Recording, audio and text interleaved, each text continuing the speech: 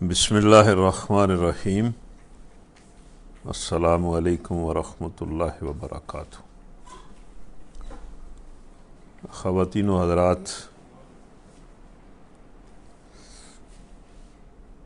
ہمارے ہاں نیک اعمال کا بڑا فقدان ہے۔ ہماری معاشرت اور ہماری تہذیب اور تمدن اور ہمارا رہن سہن اور ہمارا ذہن اور زندگی میں ہماری جو خواہشات اور معاملات ہیں وہ اس طرح کے ہیں کہ نیک عملی کا بڑا فقدان ہے۔ اس لیے کبھی کبھی یہ احساس ہوتا ہے کہ بڑی طویل زندگی میں بھی نیکیوں کی بڑی کمی ہوتی ہے۔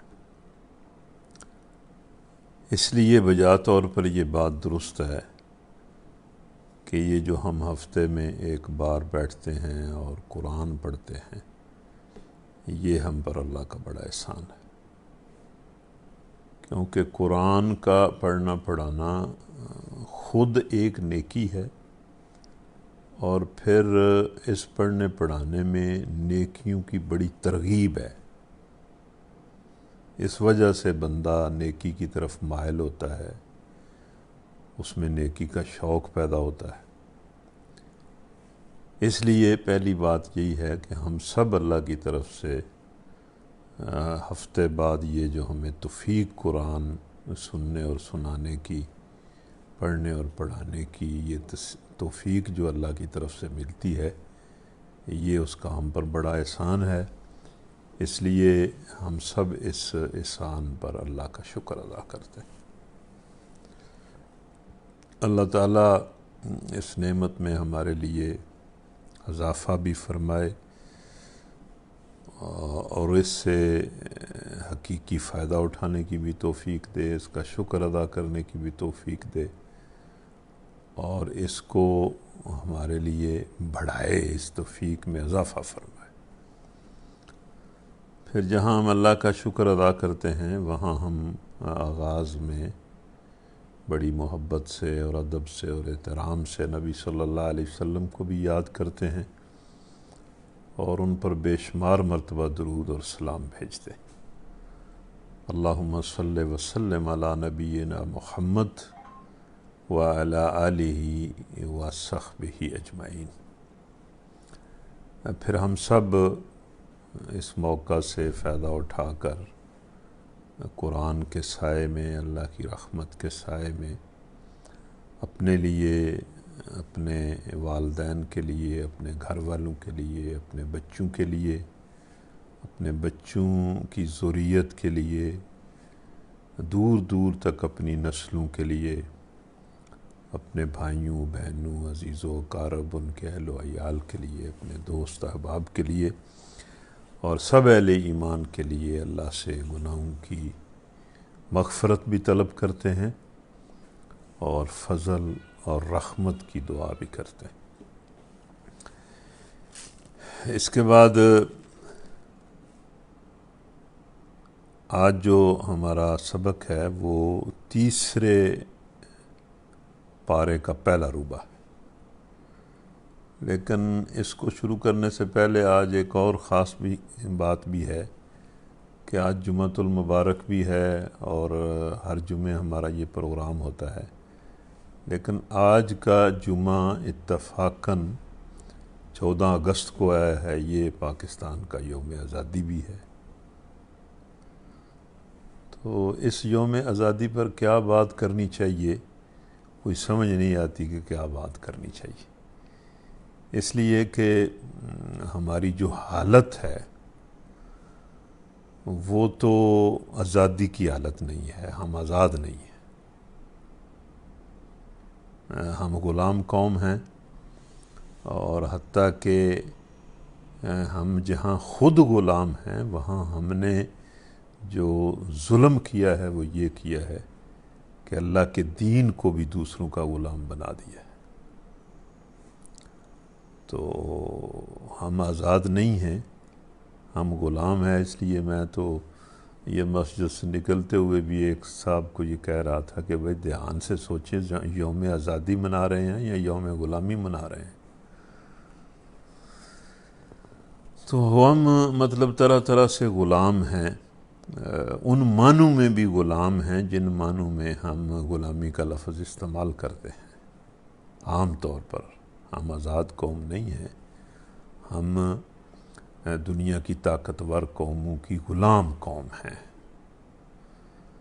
اور ہماری فکر بھی آزاد نہیں ہے، اور ہمارے فیصلے بھی آزاد نہیں ہیں، ہمارے لوگ بھی آزاد نہیں ہیں، اور ہمارے ادارے بھی آزاد نہیں ہیں.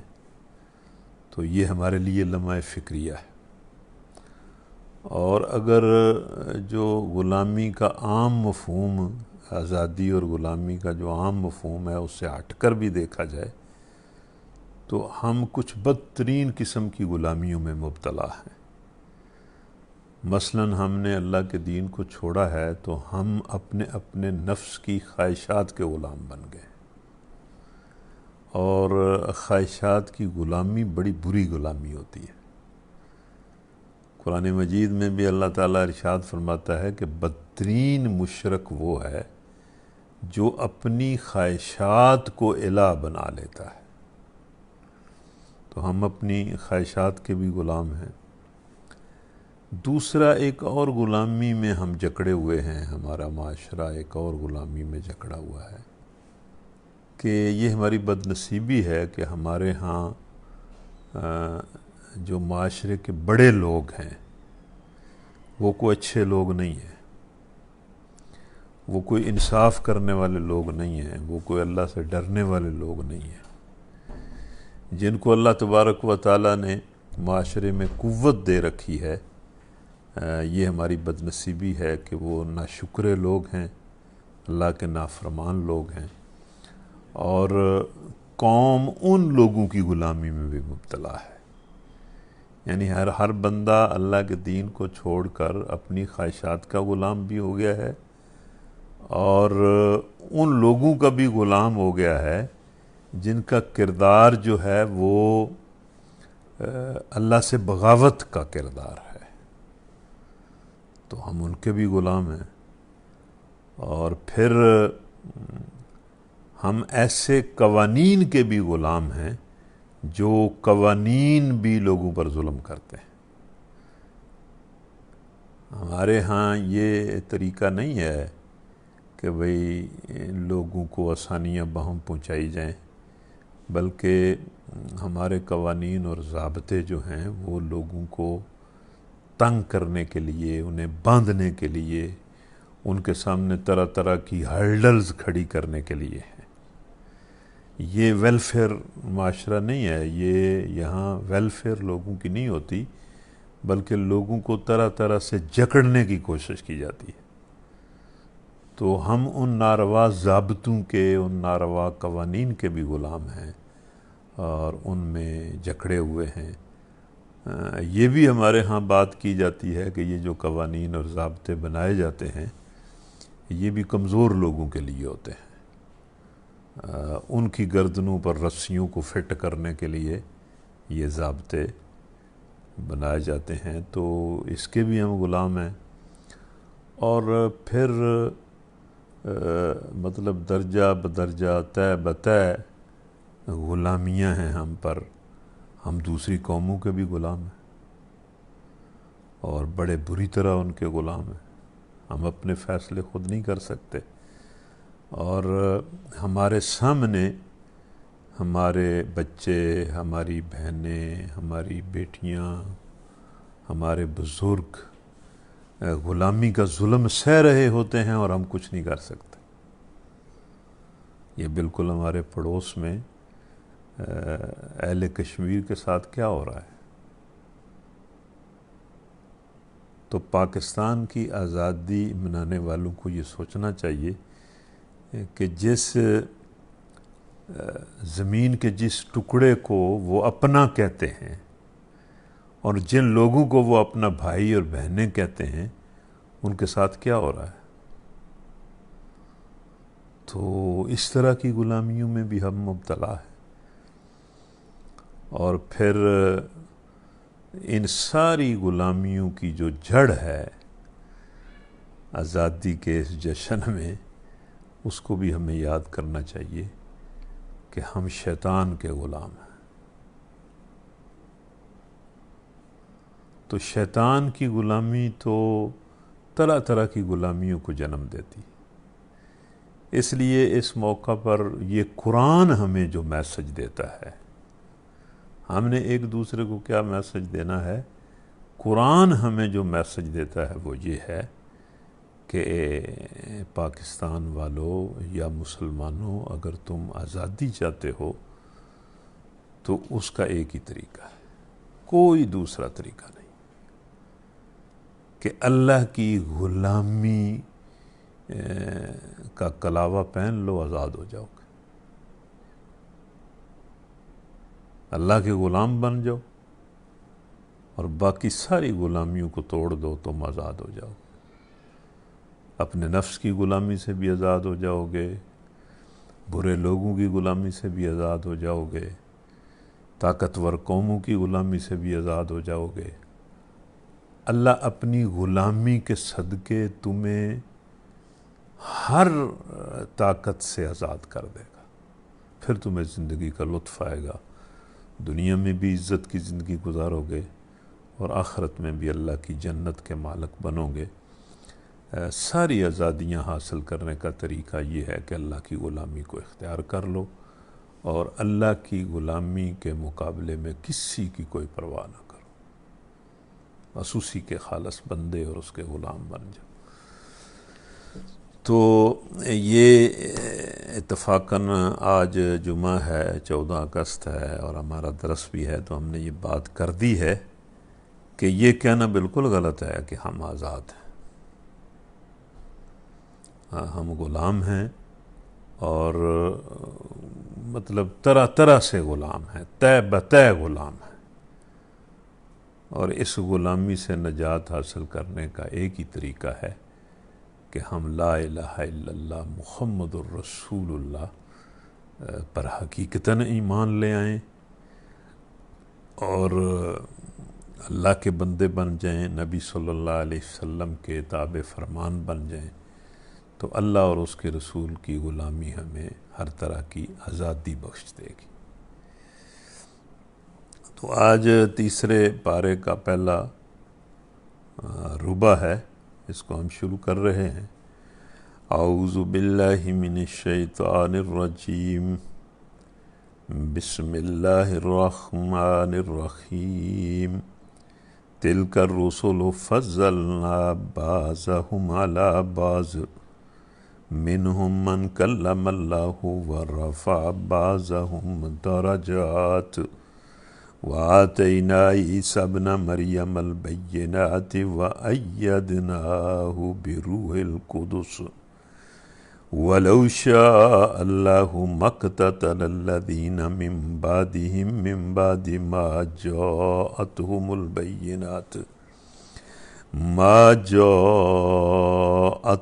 البینات ولكن اختلفوا فمنهم من آمن ومنهم من كفر ولو شاء الله ما اقتتلوا ولكن الله يفعل ما يريد. تو ایک آیت میں نے پڑھی ہے، اس آیت میں بھی بڑی تعلیمات ہیں اور بڑی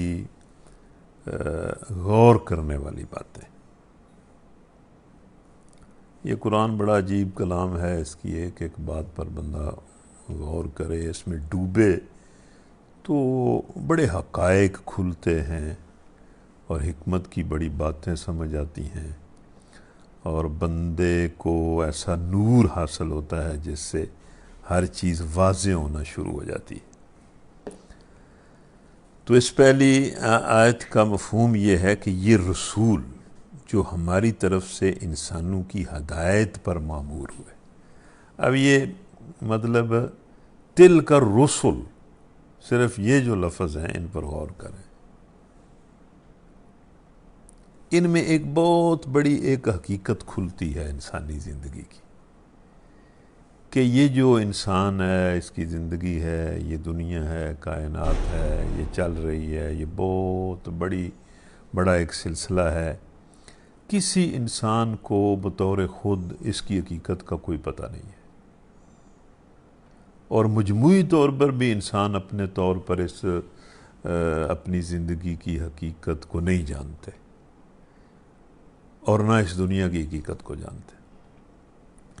اس دنیا اور اس زندگی کی حقیقت اور مقصد کو جاننے کا ایک ہی طریقہ ہے اور ایک ہی سورس ہے، اور وہ اللہ کے رسول ہے. وہ ہر زمانے میں اللہ تعالیٰ نے کچھ بندوں کو منتخب کیا ہے، ان کو مطلب ان کے سامنے حقائق کھولے ہیں، ان کو ایسا علم عطا کیا ہے جس سے انسانیت کی حقیقت کھلی ہے، تو انہوں نے پھر انسانوں کو بتایا ہے. اور کوئی اور مطلب سوائے اس کے کوئی چارہ ہی نہیں ہے انسان کے پاس کہ ان رسولوں کی بات مان لے،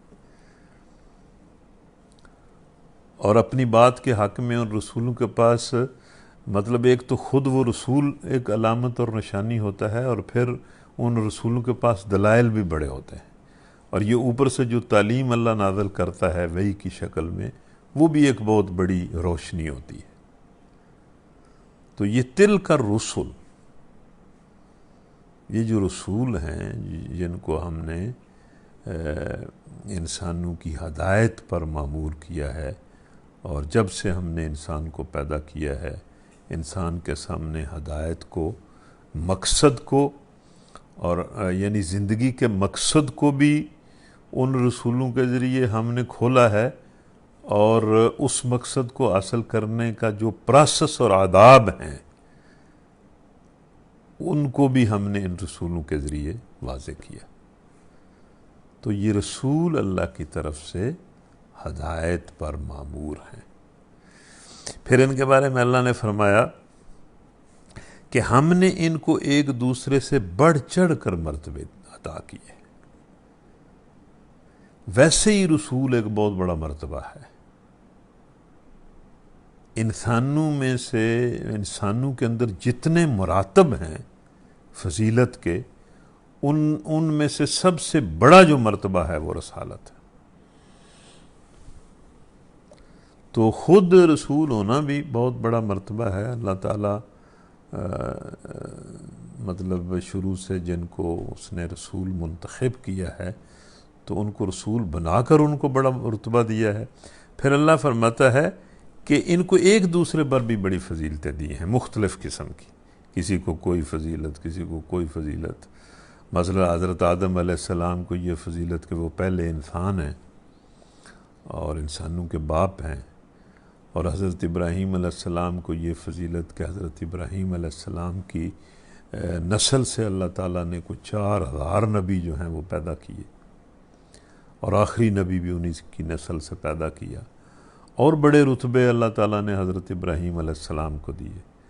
حضرت موسیٰ علیہ السلام کو جو ایک خاص مقام دیا وہ کسی دوسرے نبی کو مطلب اس طرح نہیں دیا کہ اللہ تعالیٰ پردے کے پیچھے سے خود ہم کلام ہوا موسیٰ علیہ السلام سے.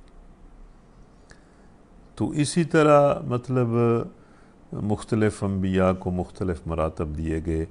محمد صلی اللہ علیہ وسلم کو خاتم الانبیاء بنایا، امام الانبیاء بنایا، اور اپنا حبیب بنایا، اور بڑے رتبے دیے. تو اللہ فرماتا ہے کہ ہم نے خود ان کو رسالت دے کر بھی بڑا مقام دیا ہے، اور پھر ایک دوسرے پر مختلف انداز سے رتبے عطا کیے. پھر خاص طور پر حضرت عیسیٰ علیہ السلام کا نام لیا کہ ان کو ہم نے کیا دیا. وَآتَيْنَا عِيسَىٰ ابْنَ مَرْيَمَ الْبَيِّنَاتِ وَأَيَّدْنَاهُ بِرُوحِ الْقُدُسِ، کہ ہم نے عیسیٰ ابن مریم جو ہیں ان کو خاص نشانیاں عطا کی، واضح نشانیاں، یعنی معجزے دیے بڑے. خود ان کی ذات بھی معجزہ تھی، ان کی پیدائش بھی معجزہ تھی، اور پھر اللہ تعالیٰ نے ان کو معجزے دیے کہ وہ مردہ کو زندہ کر دیتے تھے، مطلب نابینے کو بینائی بخش دیتے تھے، مطلب کوڑی کو ٹھیک کر دیتے تھے، پرندے میں روح پھونک دیتے تھے، مطلب ایسے معجزے دیے کہ جو عام طور پر انبیاء کے پاس نہیں ہیں۔ اور اس کے بعد اللہ تعالیٰ نے جو خاص بات کی ہے وَأَيَّدْنَاهُ بِرُوحِ الْقُدُسِ، اور روح پاک سے ان کی مدد کی۔ اب روح پاک سے مراد ایک تو جبرائیل امین ہیں جو ہر نبی کے مددگار ہیں، لیکن اس کا ایک مفہوم جس کی طرف بعض مفسرین نے اشارہ کیا ہے وہ بڑا زبردست مفہوم ہے کہ خود ان کی اپنی جو پاکیزہ روح تھی اس کے ذریعے ان کی مدد کی، یعنی ان کو ایک پاکیزہ روح دی۔ تو اصل میں تو انسان کی جو اپنا دل ہوتا ہے وہی اصل چیز ہوتا ہے۔ انسان جو کچھ کرتا ہے وہ اپنے اندر کی قوت سے کرتا ہے۔ یہ ہم میں بھی وہی انسان جو ہے وہ کوئی کارنامہ کر سکتا ہے جس کے اندر طاقت پائی جاتی، جس کی روح کے اندر کوئی نور ہوتا ہے۔ یہ اب 14 اگست ہے تو یہ جو محمد علی جناح ہیں، ان کے ویسے تو یہ مطلب ہے کہ ان پر بہت سارا لوگوں نے لکھا ہے ان کی شخصیت کے بارے میں، لیکن یہ محمد علی جناح جو ہیں انہوں نے جو کام کیا، پاکستان بنایا، اس میں بھی بعض لوگ تو لکھتے ہیں کہ ان کے اندر ایک چیز تھی ول پاور، وہ بہت زیادہ تھی، اور اپنی ول پاور کی بنیاد پر انہوں نے اتنا بڑا کام جو ہے وہ کر دیا۔ تو اس طرح یہ جو حضرت عیسیٰ علیہ السلام کی روح کے بارے میں کہا گیا نا کہ ایک تو جبرائیل امین روح ہیں، اور دوسرا ان کے اندر مطلب ایک ایسی پاکیزہ اللہ تعالیٰ نے انہیں روح دی تھی جو ان کی مددگار تھی۔ نبی صلی اللہ علیہ وسلم کو بھی اللہ تعالیٰ نے بڑی عظیم روح بخشی تھی، اور اس اندر کی طاقت کی وجہ سے انہوں نے سارا کام کیا۔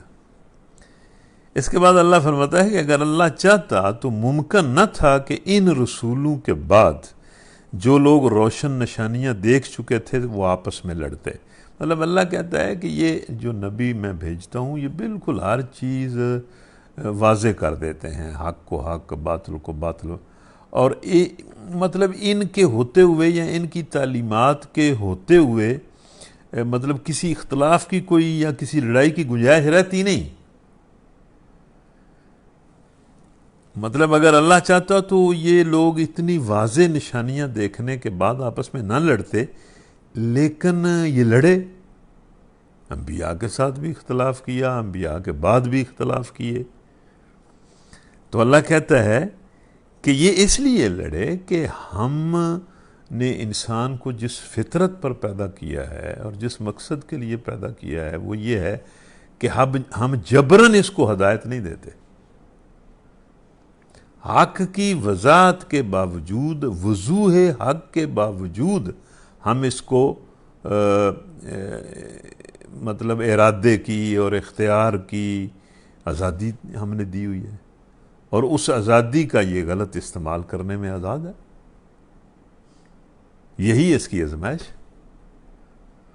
تو حق ہم نے ان لوگوں پر رسولوں کے ذریعے واضح کر دیا، لیکن اس کے باوجود جو لوگ لڑے وہ اس لیے لڑے کہ اللہ تعالیٰ کی یہ مشیت ہے کہ لوگ اپنی آزادی سے حق کو اختیار کریں، اپنی آزادی سے باطل کو اختیار کریں، اور یہ آزادی اللہ نے دی ہوئی ہے۔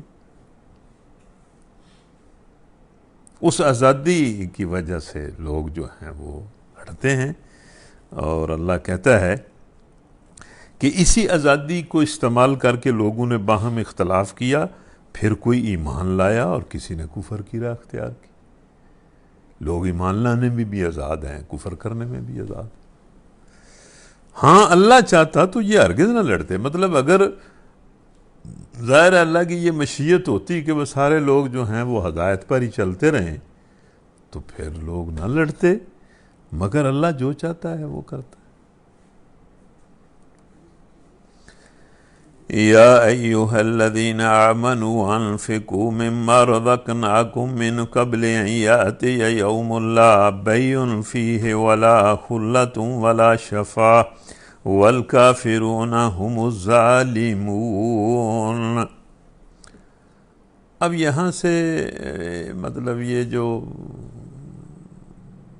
آیت نمبر 254 ہے، یہاں سے جو مضمون شروع ہوتا ہے اور یہ سورہ بقرہ کے آخر تک شاید چلتا ہے، اس میں اللہ تعالیٰ نے اہل ایمان کو اپنے راستے میں انفاق کی تعلیم دی ہے۔ پیچھے ایک حصہ گزرا ہے جس میں اللہ تعالیٰ نے مسلمانوں کو جہاد اور قتال کا حکم دیا ہے، اور ان آیات میں اب یہ طویل آیتیں ہیں، طویل ایک حصہ ہے جس میں اللہ تعالیٰ بار بار مسلمانوں کو دین کے راستے میں، حق کے راستے میں، اللہ کی رضا کے راستے میں مال خرچ کرنے کا حکم دیتا ہے، دعوت دیتا ہے، نصیحت کرتا ہے۔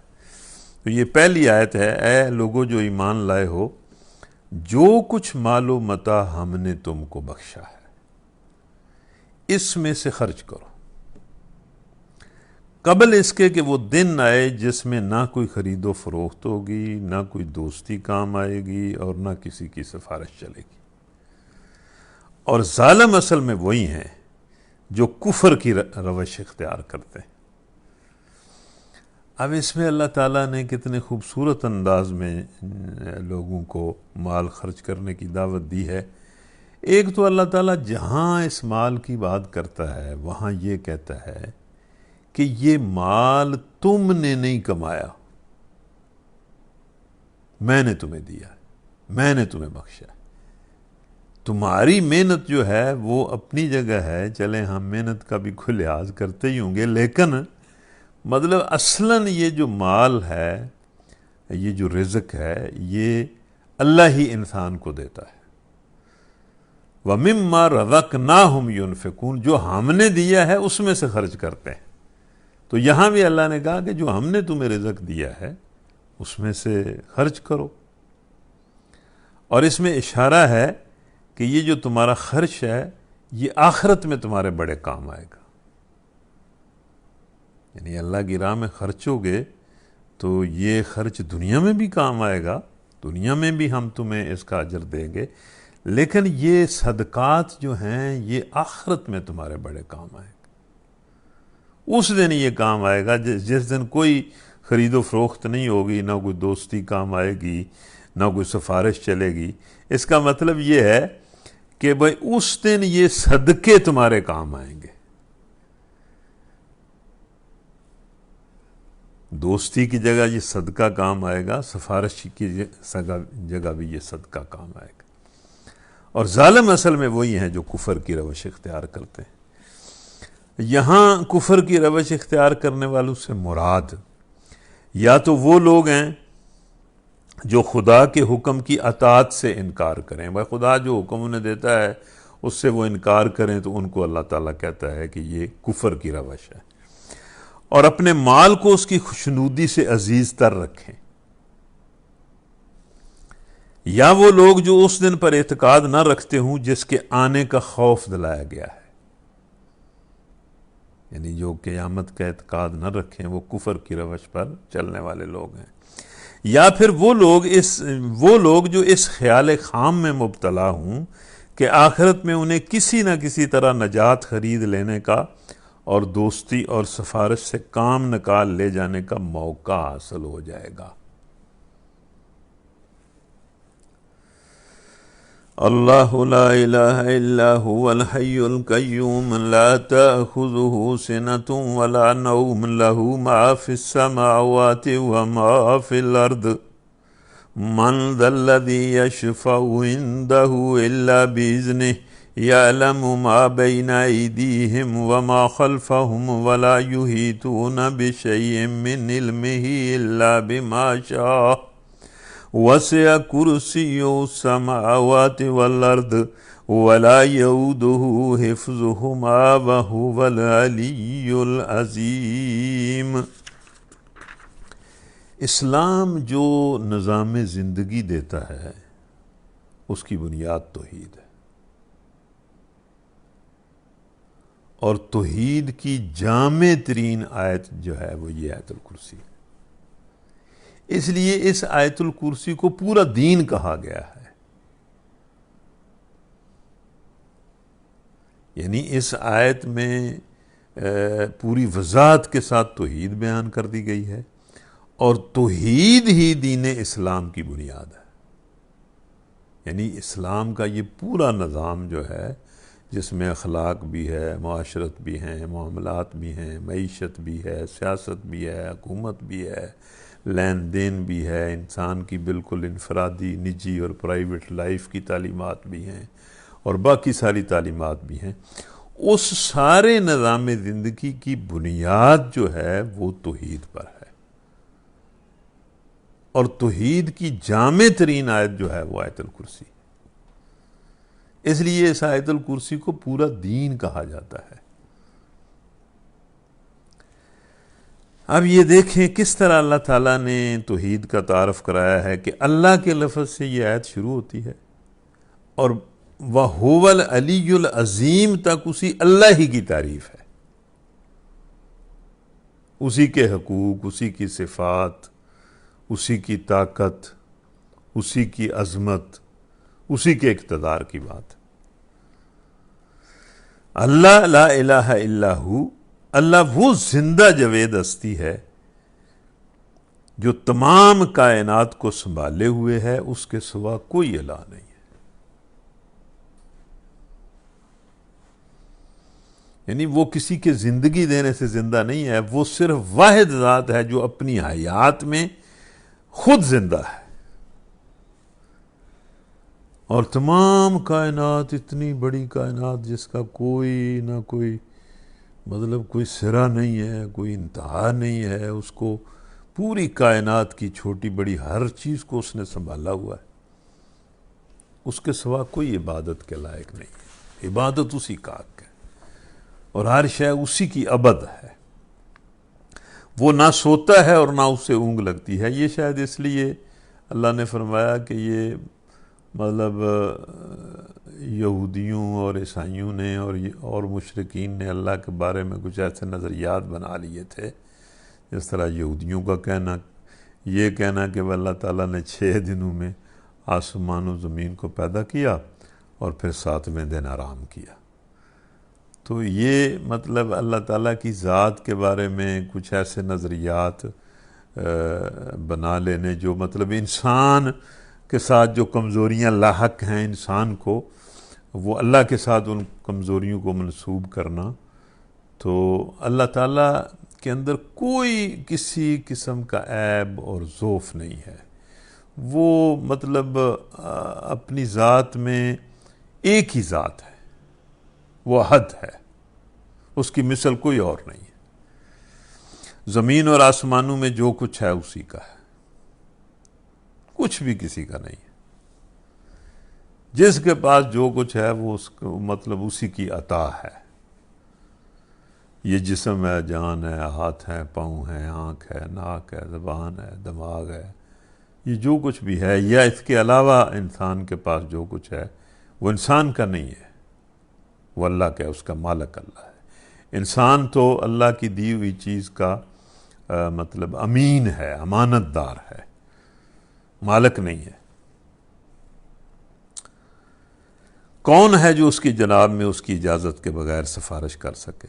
یہ شاید جملے میں شدت پیدا کی گئی ہے اور سختی سے بات کی گئی ہے، اس لیے کہ بہت سارے لوگ یہ سمجھتے ہیں کہ بھائی کچھ ایسی مقرب ہستیاں ہیں جو اللہ تعالیٰ کے ہاں سفارش کریں تو کام بن جاتا ہے۔ اللہ کہتا ہے سوال ہی پیدا نہیں ہوتا،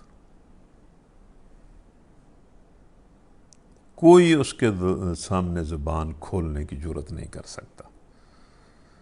یوم یقوم الروح والملائکۃ صفا لا یتکلمون الا من اذن لَهُ الرَّحْمَنُ وَقَالَ صَوَابًا۔ کسی کے اندر یہ طاقت نہیں ہے کہ اللہ کے اذن کے بغیر اس کے سامنے بات بھی کر سکے۔ جو کچھ بندوں کے سامنے ہے اس سے بھی جانتا ہے، اور جو کچھ ان سے اوجھل ہے اس سے بھی وہ واقف ہے۔ علم بھی سارے کا سارا اسے، اور اس کی معلومات میں سے کوئی چیز کسی کی گرفت ادراک میں نہیں آ سکتی الا یہ کہ کسی چیز کا علم خود اللہ کسی کو دینا چاہے، مطلب علم اس کے پاس ہے۔ جس طرح وہ مالک ہے ہر چیز کا اور وہ عطا کرتا ہے، اسی طرح علم کا جو خزانہ ہے وہ بھی اسی کے پاس ہے۔ جس کے پاس جتنا علم ہے اس کا دیا ہوا، اس کی حکومت آسمانوں اور زمین پر چھائی ہوئی ہے، اور ان کی نگہبانی اس کے لیے کوئی تھکا دینے والا کام نہیں ہے۔ مطلب یہ کہ بھئی یہ سارا نظام جو ہے وہ اس کو چلا رہا ہے، اور اس کے چلانے میں اس کا کوئی زور بھی نہیں لگتا۔ وہ عجب ہستی ہے، بس وہی ایک بزرگ و برتر ذات ہے۔ لا اکراہ فی الدین قد تبین الرشد من الغی فمن یکفر بالطاغوت ویؤمن باللہ فقد استمسک بالعروۃ الوثقی لا انفصام لہا واللہ سمیع علیم۔ اب یہ دیکھیں، اسی مطلب یہ اس آیت کو دین کہا گیا۔ دین کے مقابلے میں کوئی زور زبردستی نہیں ہے، یہ دین ہے۔ یہ جو مطلب آیت ہے اسی میں سارا دین ہے، اس سے ہی دین واضح ہو جاتا ہے۔ لیکن اللہ کہتا ہے کہ اس کے قبول کرنے اور اس کے مطابق عمل کرنے میں کوئی زور زبردستی نہیں ہے۔ اس میں ہم نے انسان کو آزاد کیا ہے، اور یہی آزادی انسان کی سب سے بڑی ذمہ داری ہے اور اللہ کی طرف سے امانت ہے۔ اسی آزادی کا غلط استعمال اسے جہنم کا مستحق بنائے گا، اور اسی آزادی کا ٹھیک استعمال اسے جنت کا مستحق بنائے گا۔ اسی آزادی کو اللہ تعالیٰ نے سورہ احزاب میں امانت کہا ہے، اور جس امانت کو اٹھانے سے پہاڑوں نے اور زمین نے اور آسمان نے انکار کر دیا تھا اور انسان نے اسے اٹھا لیا، تو یہی آزادی وہ امانت ہے۔ صحیح بات غلط خیالات سے الگ چھانٹ کر رکھ دی گئی ہے، مطلب توحید کو واضح کر دیا گیا ہے۔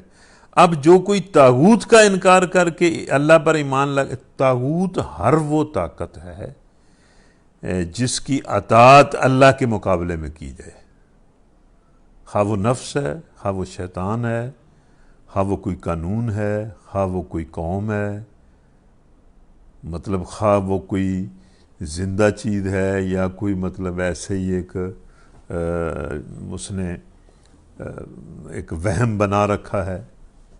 تو طاغوت وہ طاقت ہے، مری یا غیر مری طاقت،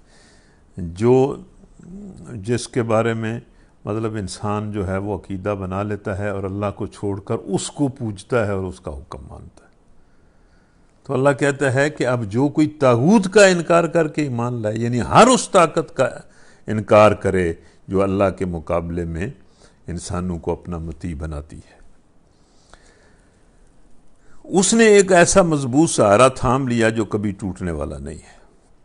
یعنی جو اللہ پر ایمان لے آتا ہے اور اللہ کے مقابلے میں ہر طاقت کا انکار کر دیتا ہے، اس نے صحیح سہارے کو تھام لیا، اور اللہ جس کا سہارا اس نے لیا ہے سب کچھ سننے اور جاننے والا ہے۔ جو لوگ ایمان لاتے ہیں ان کا حامی و مددگار اللہ ہے۔ اللہ ولی الذین آمنوا یخرجہم من الظلمات الی النور والذین کفروا اولیاؤہم الطاغوت یخرجونہم من النور الی الظلمات اولئک اصحاب النار ہم فیہا خالدون۔ جو لوگ ایمان لاتے ہیں ان کا حامی و مددگار اللہ ہے، اور وہ ان کو تاریکیوں سے روشنی میں نکال لاتا ہے۔ یعنی جو بندہ اللہ پر ایمان لاتا ہے نا، اللہ اسے اپنی طرف سے تعلیمات اور احکام کے ذریعے ہر قسم کے اندھیرے سے نکال لیتا ہے۔ اور ہر قسم کی روشنی میں لے آتا ہے۔ اور جو اللہ کا کفر کر دیتا ہے وہ اللہ کی تعلیمات سے، اس کی رہنمائی سے محروم ہو جاتا ہے، اس لیے ہر قسم کے اندھیروں میں بھٹکتا رہتا ہے۔ اور خاص طور پر اللہ پر ایمان لانے کے نتیجے میں جو خاص طور پر انسان کو روشنی ملتی ہے وہ ایک تو ہدایت کی روشنی ہے، سیدھے راستے کی روشنی، دوسرا عدل کی روشنی، انصاف کی روشنی زندگی کے ہر معاملے میں۔ اور جو مطلب اللہ پر ایمان نہیں لاتا وہ مختلف قسم کے اندھیروں میں بھٹکتا ہے، لیکن انفرادی اور اجتماعی طور پر گمراہی کے اندھیرے میں اور ظلم کے اندھیرے میں۔ تو جو لوگ اللہ کے نور کا انکار کر دیتے ہیں، اس کے احکام کا، اس کی روشنی کا، وہ آگ میں جانے والے ہیں اور ہمیشہ اس میں رہیں گے۔ أَلَمْ تَرَ إِلَى الَّذِي حَاجَّ إِبْرَاهِيمَ فِي رَبِّهِ أَنْ آتَاهُ اللَّهُ الْمُلْكَ إِذْ قَالَ إِبْرَاهِيمُ رَبِّيَ الَّذِي يُحْيِي وَيُمِيتُ قَالَ أَنَا أُحْيِي وَأُمِيتُ قَالَ إِبْرَاهِيمُ فَإِنَّ اللَّهَ يَأْتِي بِالشَّمْسِ مِنَ الْمَشْرِقِ فَأْتِ بِهَا مِنَ الْمَغْرِبِ فَبُهِتَ الَّذِي كَفَرَ وَاللَّهُ لَا يَهْدِي الْقَوْمَ الظَّالِمِينَ۔ اب اللہ تعالیٰ نے پیچھے جو یہ بات کی ہے کہ اللہ جس کا ولی ہوتا ہے، جو اللہ پر ایمان لاتا ہے، اللہ اس کا ولی ہو جاتا ہے اور اسے اندھیروں سے نکالتا ہے، گمراہی کے اندھیروں سے بھی نکالتا ہے، ظلم کے اندھیروں سے بھی نکالتا ہے۔ اور جو مطلب اللہ پر ایمان نہیں لاتا، اللہ تعالیٰ اسے اندھیروں میں چھوڑ دیتا ہے۔ اب آگے اللہ تعالیٰ نے 3 مثالیں بیان کی۔ ایک مثال اس شخص کی ہے جو اللہ پر ایمان نہیں رکھتا اور سب کچھ سمجھنے کے باوجود بھی مطلب اسے روشنی نہیں ملتی، سمجھ جاتا ہے بات، لیکن چونکہ اس نے اپنے نفس کو طاغوت کے حوالے کیا ہوا ہے، شیطان کے حوالے کیا ہوا ہے، اس لیے اسے پھر ہدایت نصیب نہیں ہوتی۔ اور پھر 2 ان لوگوں کی مثال جن کو اللہ تعالیٰ ذرا ان کے ذہن کے اندر سوال پیدا ہوتا ہے تو اللہ تعالیٰ ان کی رہنمائی کرتا ہے اور حق ان پر بالکل کھول دیتا ہے اور وہ اور زیادہ حق پر یکسو ہو جاتے ہیں۔ تو یہ 3 مثالیں اللہ تعالیٰ نے دی۔ پہلی مثال،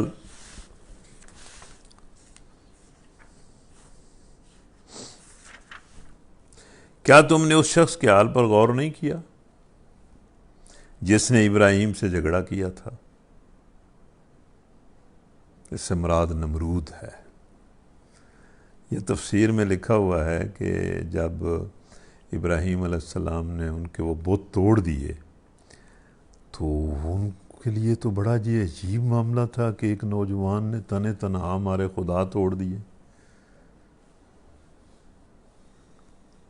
تو ان کو اس پر بڑا غصہ آیا، اور یہ بھی تفسیر میں لکھا ہوا ہے کہ ابراہیم علیہ السلام کے باپ نے خود ابراہیم علیہ السلام کے خلاف مقدمہ جو ہے وہ بادشاہ کی عدالت میں درج کروایا اور ابراہیم کو گرفتار کر کے باپ نے پرچہ دیا ابراہیم علیہ السلام کے خلاف، اس لیے کہ باپ جو ہے وہ نمرود کی سلطنت میں بڑے ایک اہم عہدے پر فائز تھا۔ تو جب عدالت میں پیش کیا گیا مطلب نمرود کے سامنے ابراہیم علیہ السلام کو، تو اس وقت یہ گفتگو ہوئی جو یہاں درج ہے۔ کیا تم نے اس شخص کے حال پر غور نہیں کیا جس نے ابراہیم سے جھگڑا کیا تھا؟ جھگڑا اس بات پر کہ ابراہیم کا رب کون ہے، کس کو ابراہیم رب کہتا ہے،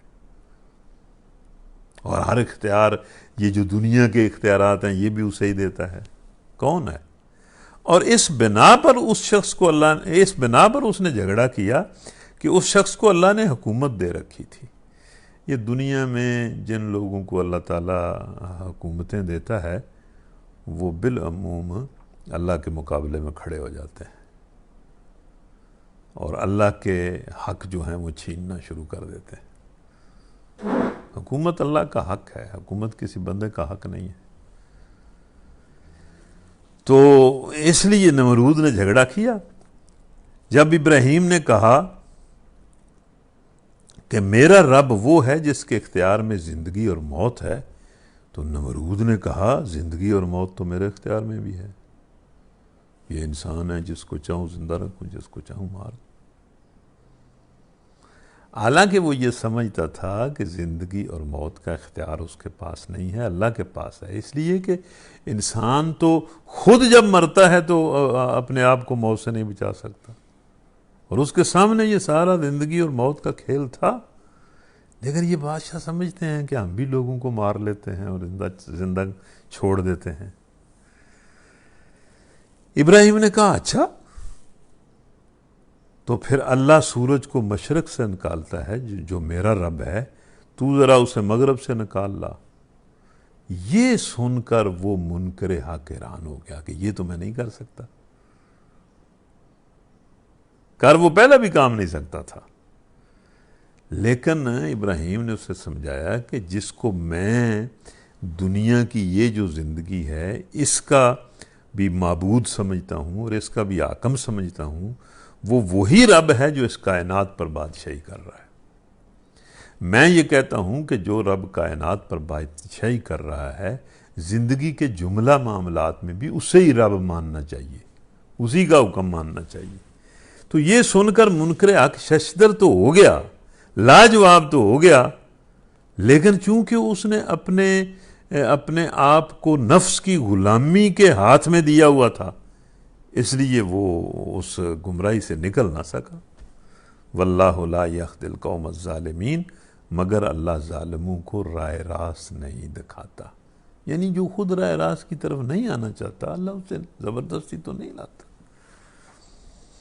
او کالذی مر علی قریۃ وہی خاویۃ علی عروشها قال أَنَّىٰ يُحْيِي هَٰذِهِ اللَّهُ بَعْدَ مَوْتِهَا فَأَمَاتَهُ اللَّهُ 100 عَامٍ ثُمَّ بَعَثَهُ قَالَ كَمْ لَبِثْتَ قَالَ لَبِثْتُ يَوْمًا أَوْ بَعْضَ يَوْمٍ قَالَ بَل لَبِثْتَ 100 عَامٍ فَانظُرْ إِلَىٰ طَعَامِكَ وَشَرَابِكَ لَمْ يَتَصَنَّعْ وانظر إلى حمارك ولنجعلك آية للناس وانظر إلى العظام كيف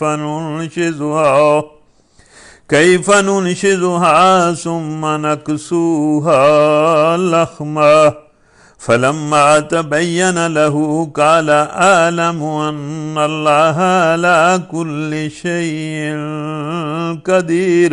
اب دوسری مثال ہے، اس میں تو اللہ تعالیٰ نے نام نہیں بتایا کہ یہ کون شخص ہے، نہ جگہ بتائی ہے، نہ زمانہ بتایا، بس ایک بندے کی مثال جو ہے وہ اللہ نے دی ہے۔ یا پھر مثال کے طور پر اس شخص کو دیکھو جس کا گزر ایک ایسی بستی پر ہوا جو اپنی چھتوں پر اوندی گری پڑی تھی، مطلب یہ کہ تباہ ہو چکی تھی، ایک بستی ویران ہو چکی تھی، کھنڈر بن چکی تھی۔ مطلب جس طرح یہ بستیاں کھنڈر بن جاتی ہیں، وہ بالکل تباہ ہو چکی تھی۔ اس نے اپنے دل میں کہا، اس بندے نے گزرتے ہوئے، کہ یہ آبادی جو ہلاک ہو چکی ہے اسے اللہ کس طرح دوبارہ زندگی بخشے گا۔ وہ ایمان رکھتا تھا کہ اندھا دوبارہ زندگی بخش سکتا ہے، بخشے گا، لیکن اب اس کے دل میں سوال پیدا ہوا کہ کس طرح اللہ تعالیٰ ان مردوں کو زندہ کرے گا۔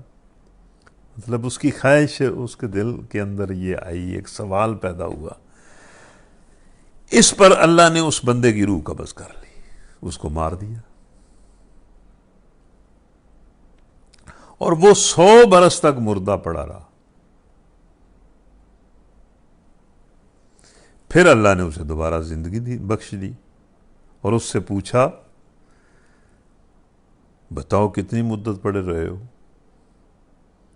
مطلب یہ کہ جس کے ذہن میں یہ بات آئی تھی نا، اس کو موت دے دی، 100 سال اسے مارے رکھا، 100 سال کے بعد اٹھایا اور اس سے پوچھا کہ بھائی تمہارے ذہن میں یہ سوال آیا تھا کہ اللہ تعالیٰ اس بستی کو کس طرح زندہ کرے گا، تو بتاؤ تم یہ اس حالت میں کتنے رہے ہو؟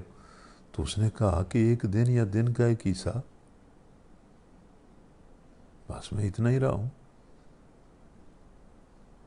قال بل لبثت 100 عام، اللہ نے کہا کہ تو 100 سال مرا رہا ہے، تم پر 100 برس اسی حالت میں گزر چکے۔ اللہ کی قدرتیں ہیں، یہ اس کی شان اور عظمت ہے۔ اور ساتھ ہی کہا کہ اب ذرا اپنے کھانے اور پانی کو دیکھ، کہ جو کھانا اور پانی تیرے پاس تھا، 100 سال تو مرا رہا ہے، تو سفر میں تو تھا، تیرے پاس کھانے کے لیے کچھ چیزیں تھیں، کچھ پینے کے لیے پانی تھا، اب اس کو دیکھ، لم یتسنہ، یہ بالکل اسی طرح ہے 100 سال کے بعد بھی۔ دوسری طرف ذرا اپنے گدھے کو دیکھ جس پر تو سوار تھا، کہ اس کا جو اس کی ہڈیاں ہیں وہ بھی سلامت نہیں ہیں، وہ بھی بسیدہ ہو گئی ہیں۔ اور یہ ہم نے اس لیے کیا ہے کہ ہم تمہیں لوگوں کے لیے ایک نشانی بنانا چاہتے ہیں۔ اس پر پھر علماء کہتے ہیں کہ یہ جو لفظ ہیں یہ ظاہر کرتے ہیں کہ وہ جو شخص تھا وہ عام آدمی نہیں تھا، کوئی اللہ کا نبی تھا، کیونکہ اس طرح کے معاملے اللہ اپنے نبیوں کے ساتھ ہی کرتا ہے۔ پھر اس کو اللہ نے کہا کہ پھر دیکھو کہ ہڈیوں کے اس پنجر کو ہم کس طرح اٹھا کر گوشت پوش سے اس پر چڑھاتے ہیں۔ تیرے سامنے اب اس ہڈیوں کے پنجر پر گوشت چڑھائیں گے، اس کی ہڈیاں ٹھیک کریں گے اور اسے ایک گدھا بنا دیں۔ اس طرح جب حقیقت اس کے سامنے بالکل نمایاں ہو گئی تو اس نے کہا میں جانتا ہوں کہ اللہ ہر چیز پر قدرت رکھتا ہے۔ پہلے بھی میرا ایمان تھا، لیکن میں تو ایک مطلب قلب کے اطمینان کے لیے یہ ایک سوال میرے ذہن میں پیدا ہوا، اور اللہ تعالیٰ پھر اپنے انبیاء کو عینی شہادتیں بھی دیتا ہے، یعنی اس طرح کے حقائق ان پر کھول دیتا ہے۔ اس کے بعد اگلا واقعہ ہے وَإِذْ قَالَ إِبْرَاهِيمُ رَبِّ أَرِنِي كَيْفَ تُحْيِي الْمَوْتَىٰ قَالَ أَوَلَمْ تُؤْمِنْ قَالَ بَلَىٰ وَلَٰكِن لِّيَطْمَئِنَّ قَلْبِي قَالَ فَخُذْ أَرْبَعَةً مِّنَ الطَّيْرِ فَصُرْهُنَّ إِلَيْكَ ثُمَّ اجْعَلْ عَلَىٰ كُلِّ جَبَلٍ مِّنْهُنَّ جُزْءًا ثُمَّ ادْعُهُنَّ يَأْتِينَكَ سَعْيًا وَاعْلَمْ أَنَّ اللَّهَ عَزِيزٌ حَكِيمٌ۔ اور وہ واقعہ بھی پیش نظر رہے۔ یہ اللہ تعالیٰ کیسے کیسے واقعات دنیا میں کرتا رہا ہے۔ جب ابراہیم نے کہا تھا کہ میرے مالک مجھے دکھا دے تو مردوں کو کیسے زندہ کرتا ہے، یہ نہیں ابراہیم نے کہا کہ مجھے یہ ایمان نہیں ہے، بلکہ سیدھی سادھی ابراہیم نے تو کہا کہ مجھے دکھا، مطلب مجھے اس کا عینی مشاہدہ کرا کہ بھئی کس طرح تو مردوں کو زندہ کر دے گا۔ فرمایا کیا تو ایمان نہیں رکھتا؟ اس نے عرض کیا ایمان تو رکھتا ہوں، مگر دل کا اطمینان درکار ہے، دیکھنا چاہتا ہوں کہ کیسے۔ فرمایا اچھا تو 4 پرندے لے اور ان کو اپنے سے مانوس کر لے، پھر ان کا ایک ایک جز ایک ایک پہاڑ پر رکھ دے، پھر ان کو پکار، وہ تیرے پاس دوڑے چلے آئیں گے۔ ان کو ذبح کر، ان کے ٹکڑے بنا، پھر ان کے ٹکڑے مختلف جگہوں پر رکھ دے، پھر ان کو پکار، وہ سارے زندہ ہو کر تیرے پاس آ جائیں گے۔ خوب جان لے کہ اللہ نہایت با اقتدار اور حکیم ہے۔ اس کے بعد جو اگلے 2 رکوع ہیں ہمارے سبق کے، ان میں اللہ تعالیٰ نے پھر وہی بات کی ہے جس کا آغاز اس حصے سے اللہ نے کیا ہے کہ اللہ کی راہ میں پیسہ خرچ کرو، جو پیسہ اللہ نے تمہیں دیا ہے اللہ نے دیا ہے، اور یہ تجربات ہو جاتے ہیں کہ اللہ ہی دیتا ہے، جس کو دیتا ہے اس کو بھی وہی دیتا ہے، جس کو تھوڑا دیتا ہے اس کو بھی وہی تھوڑا دیتا ہے، بس یہ اللہ ہی دیتا ہے۔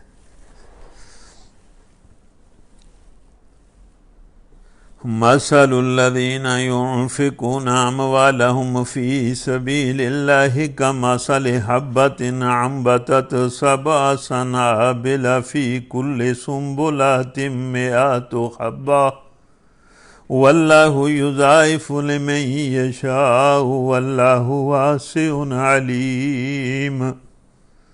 جو لوگ اپنے مال اللہ کی راہ میں صرف کرتے ہیں، ویسے کمال ہے جی، یہ آیت قرآن مجید کی کمال آیت ہے، مطلب کتنے شاندار طریقے سے اللہ تعالیٰ نے ترغیب دی ہے ان لوگوں کو جو اس پر ایمان رکھتے ہیں کہ وہ اپنے مال اللہ کے راہ میں خرچ کرو۔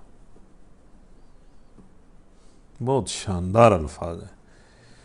جو لوگ اپنے مال اللہ کی راہ میں صرف کرتے ہیں ان کے خرچ کی مثال ایسی ہے جیسے ایک دانہ بویا جائے اور اس سے 7 بالیں نکلیں اور ہر بال میں 100 دانے ہوں۔ یعنی جو بندہ اللہ کی راہ میں خرچ کرتا ہے، اللہ کہتا ہے کہ اس کی مثال اس طرح ہے جیسے ایک دانہ بویا جاتا ہے، اسے 7 سٹے نکلتے ہیں اور ہر سٹے میں 100 دانے ہوتے ہیں۔ یعنی اتنا اللہ اسے عطا کرتا ہے، اور یہ دنیا کی عطا ہے۔ آخرت کی عطا جو ہے وہ 700 یا 1400 یا 7000 نہیں ہے، وہ تو چیز ہی کوئی اور ہے۔ یہ تو اللہ تعالیٰ جس کی طرف سے صدقے کو قبول کرے اس کا دنیا میں جو اجر ہے وہ اس کا ذکر ہے۔ اللہ جس کے عمل کو چاہتا ہے افزونی عطا فرماتا ہے، وہ فراخ دست بھی ہے اور علیم بھی۔ مطلب یہ کہ وہ جتنا چاہے کسی کو دے سکتا ہے، اس کا ہاتھ بڑا کھلا ہے، اور دوسرا وہ جانتا ہے کہ جو خرچ کر رہا ہے وہ کیا خرچ کر رہا ہے، کس نیت کے ساتھ کر رہا ہے، کس جذبے کے ساتھ کر رہا ہے۔ وہ فراخ دست بھی ہے اور علیم بھی۔ الذين ينفقون أموالهم في سبيل الله ثم لا يتبعون ما أنفقوا منا ولا أذى لهم أجرهم عند ربهم ولا خوف عليهم ولا هم يحزنون۔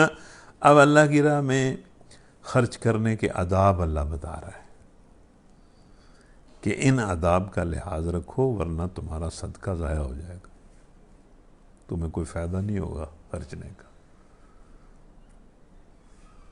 وہ آداب سکھا رہا ہے، اور یہ کوئی معمولی بات نہیں ہے۔ جو بندہ کسی کو دیتا ہے نا، اسے خواہ مخواہ اس کے دل میں یہ چیز پیدا ہوتی ہے کہ میں نے بڑا کام کیا ہے، اور جس کو وہ دیتا ہے اس پر پھر وہ مختلف طریقوں سے احسان جتاتا رہتا ہے اور اس کو اپنے صدقے کو ضائع کرتا رہتا ہے۔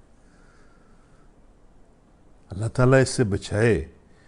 مطلب جو لوگ اللہ کی راہ میں صدقہ دیتے ہیں انہیں یہ دعا کرنی چاہیے، اور ہم سب یہ دعا کرتے ہیں کہ اللہ تعالیٰ اپنی راہ میں بڑے خلوص کے ساتھ صدقہ کرنے کی توفیق دے، اور ان آداب اور شرائط کا لحاظ کرنے کی توفیق دے جو اس نے بتائے، ورنہ بندہ صدقہ بھی کرے اور اس کا فائدہ بھی کوئی نہ ہو۔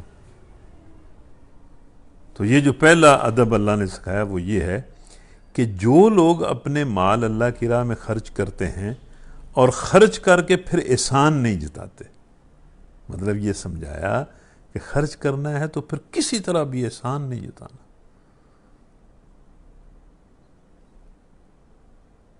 کسی طرح بھی اس بندے پر اپنا احسان نہیں جتلانا، اور نہ دکھ دیتے ہیں اور نہ ان کو آر دلاتے ہیں کہ میں نے تیرے ساتھ یہ کیا، تیرے ساتھ یہ کیا۔ ان کا اجر ان کے رب کے پاس ہے، مطلب نہ وہ احسان جتاتے ہیں نہ دکھ دیتے ہیں، ان کا صدقہ اللہ قبول کر لیتا ہے۔ جو احسان جتلاتا ہے یا تکلیف دیتا ہے صدقہ کرنے کے بعد، اس کا صدقہ ضائع ہو جاتا ہے۔ اور ایسے لوگوں کے لیے کسی رنج اور خوف کا موقع نہیں۔ یعنی نہ تو ان کے لیے اس بات کا کوئی خطرہ ہے کہ ان کا اجر ضائع ہو جائے گا، ان کا اجر ضائع نہیں ہوگا، اور نہ کبھی یہ نوبت آئے گی کہ وہ اپنے اس خرچ پر پشیمان ہوں۔ اگر وہ خلوص کے ساتھ خرچ کریں گے نا تو پھر وہ پشیمان نہیں ہوں گے، بلکہ جب کبھی انہیں یہ بات یاد آئے گی نا کہ میں نے یہ کام کیا تھا، یہ خرچ کیا تھا، انہیں خوشی ہوگی۔ وہ پچھتائیں گے نہیں کہ مجھ سے کوئی غلطی ہوگی، میں نے یہ کر دیا۔ پچھتاتا وہ ہے جو کسی اور نیت کے ساتھ خرچتا ہے۔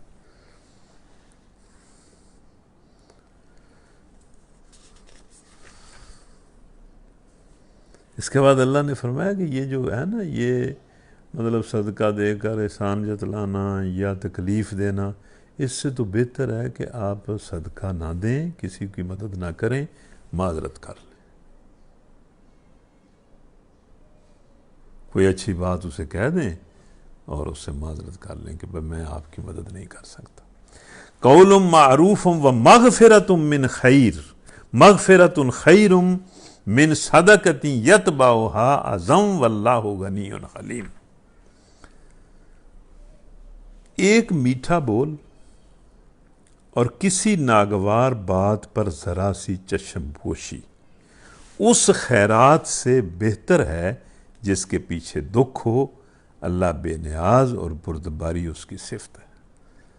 مطلب اگر خرچ کر کے احسان جتلانا ہو تو اس سے تو بہتر مطلب کوئی بات اچھی کر دینا یا کسی کی غلطی پر چشم پوشی کر دینا اس صدقے سے بہتر ہے۔ اس ایک فکرے میں دو باتیں ارشاد ہوئی ہیں۔ ایک یہ کہ اللہ تمہاری خیرات کا حاجت مند نہیں ہے، دوسرے یہ کہ اللہ تعالیٰ چونکہ خود بردبار ہے اس لیے اسے پسند بھی وہی لوگ ہیں جو چھچھورے اور کم ظرف نہ ہوں بلکہ فراغ حوصلہ اور بردبار ہوں۔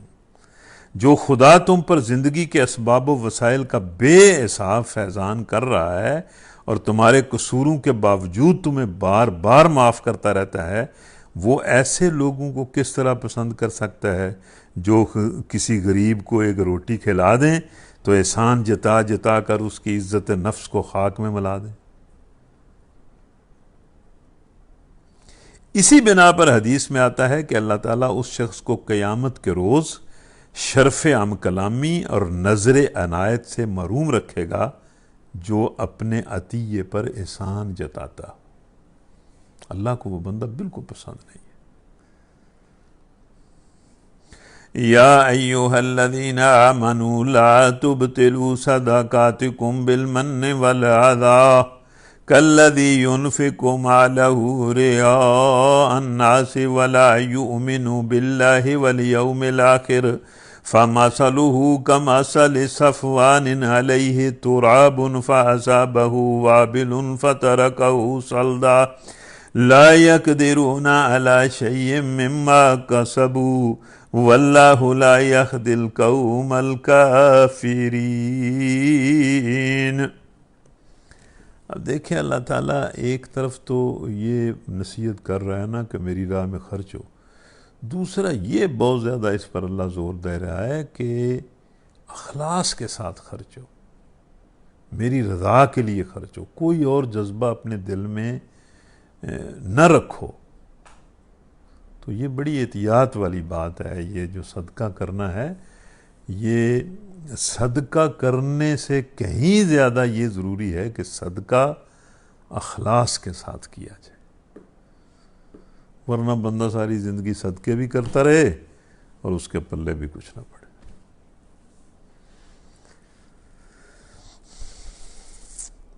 اے ایمان والو، اپنے صدقات کو احسان جتا کر اور دکھ دے کر اس شخص کی طرح خاک میں نہ ملا دو جو اپنا مال محض لوگوں کو دکھانے کے لیے خرچ کرتے ہیں۔ نہ وہ اللہ پر ایمان رکھتا ہے نہ آخرت پر، یعنی جو بندہ ریا کے لیے، دکھاوے کے لیے پیسے خرچ کرتا ہے وہ اللہ کی رضا کے لیے تو نہیں کرتا اور نہ آخرت میں اجر کے لیے کرتا، وہ تو لوگوں سے تعریف سننے کے لیے کرتا ہے کہ جگہ جگہ لوگ اس کے بارے میں باتیں کریں کہ بڑا سخی ہے، بڑا فیاض ہے، بڑا فیاض ہے۔ تو یہ بڑی نازک سی بات ہے کہ اللہ کی راہ میں خرچنا اور اللہ کے لیے ہی خرچنا، کوئی اور جذبہ اپنے دل میں نہ پالنا۔ اور یہ خرچ کرنے والوں کو ذہن میں رکھنا چاہیے کہ جو کچھ وہ خرچ کرتے ہیں وہ ان کا ہوتا ہی نہیں، وہ ہوتا ہی اللہ کا ہے۔ اس میں بڑا بننے اور اس میں تعریفیں سننے اور اس میں مطلب احسان جتلانے والی بات کون سی ہے؟ وہ کو اپنی جیب سے دیتے ہیں بھئی، اپنی جیب سے وہ نہیں دیتے، وہ اللہ کا ہوتا ہے اور اللہ نے آزمائش کے لیے ان کو دیا ہوتا ہے۔ تو جو لوگ اس طرح اپنا مطلب مال کسی اور نیت، اللہ کی رضا کے علاوہ کسی اور جذبے کے ساتھ خرچ کرتے ہیں، اللہ ان کی مثال دیتا ہے کہ ان کے خرچ کی مثال ایسی ہے جیسے ایک چٹان تھی، ایک پتھر تھا جس پر مٹی کی تہ جمی ہوئی تھی۔ مطلب یہ تھوڑی سی مٹی کی تہ جو بظاہری وہ ظاہری اس کے جو وہ خرچ کرتے ہیں، وہ نیت نیچے تو پتھر تھا، نیچے زمین تو تھی نہیں جہاں کوئی بیج جو اگ سکتا، بس ظاہری ایک شکل وہ مٹی سی چٹان پر تھی۔ اس پر جب زور کا مینہ برسا تو ساری مٹی بہہ گئی اور صاف چٹان کی چٹان رہ گئی۔ اس تمثیل میں بارش سے مراد خیرات ہے، چٹان سے مراد اس نیت اور اس جذبے کی خرابی ہے جس کے ساتھ خیرات کی گئی ہے، مٹی کی ہلکی تہ سے مراد نیکی کی ظاہری شکل ہے جس کے نیچے نیت کی خرابی چھپی ہوئی ہے۔ اس توضیح کے بعد مثال اچھی طرح سمجھ میں آ سکتی ہے۔ بارش کا فطری اقتضا تو یہی ہے کہ اس سے رویدگی ہو اور کھیتی نشو و نما پائے، لیکن جب رویدگی قبول کرنے والی زمین محض برائے نام اوپر ہی اوپر ہو اور اس اوپری تہ کے نیچے نری پتھر کی ایک چٹان رکھی ہو تو وہاں پودا کیسے اگے گا؟ تو بارش مفید ہونے کے بجائے الٹی مضر ہوگی۔ اس طرح خیرات بھی اگرچہ بھلائیوں کو نشو و نما دینے کی قوت رکھتی ہے، مگر اس کے نافع ہونے کے لیے حقیقی نیک نیتی شرط ہے۔ نیت نیک نہ ہو تو ابر کرم کا فیضان بجز اس کے کہ محض ضیاء مال ہے اور کچھ بھی نہیں ہے۔ وَمَثَلُ الَّذِينَ يُنْفِقُونَ أَمْوَالَهُمُ ابْتِغَاءَ مَرْضَاتِ اللَّهِ وَتَثْبِيتًا مِّنْ أَنفُسِهِمْ كَمَثَلِ جَنَّةٍ بِرَبْوَةٍ أَصَابَهَا وَابِلٌ فَآتَتْ أُكُلَهَا ضِعْفَيْنِ فَإِن لَّمْ يُصِبْهَا وَابِلٌ فَطَلٌّ وَاللَّهُ بِمَا تَعْمَلُونَ بَصِيرٌ۔ أَيَوَدُّ أَحَدُكُمْ أَن تَكُونَ لَهُ جَنَّةٌ مِّن نَخِيلٍ وَأَعْنَابٍ تَجْرِي مِن تَحْتِهَا الْأَنْهَارُ لَهُ فِيهَا مِن كُلِّ الثَّمَرَاتِ وَأَصَابَهُ الْكِبَرُ وَلَهُ ذُرِّيَّةٌ ضُعَفَاءُ فَأَصَابَهَا إِعْصَارٌ فِيهِ نَارٌ فَاحْتَرَقَتْ كَذَلِكَ يُبَيِّنُ اللَّهُ لَكُمُ الْآيَاتِ لَعَلَّكُمْ تَتَفَكَّرُونَ۔ اب اللہ تعالیٰ نے ایک اور مثال دی ہے کہ بھئی جو لوگ مطلب ٹھیک نیت کے ساتھ